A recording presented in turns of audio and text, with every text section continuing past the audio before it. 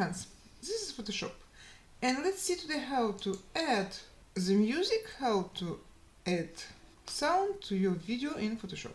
For example, I have a video file,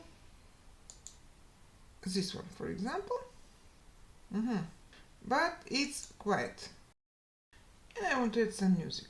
So what do I have to do? I have to go to timeline, go to the beginning of my video, and here you can see we have audio track, and I will add audio and find my music,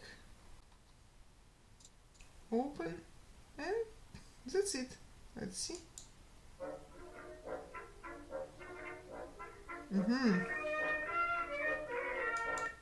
Now let's see.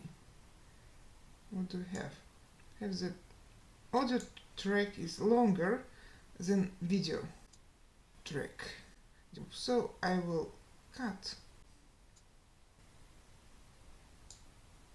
Do my audio track as long as the video one. And you see we can duplicate, delete, replace our track and add the new one.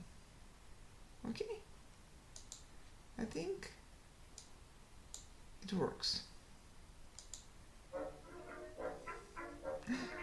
Thank you, bye.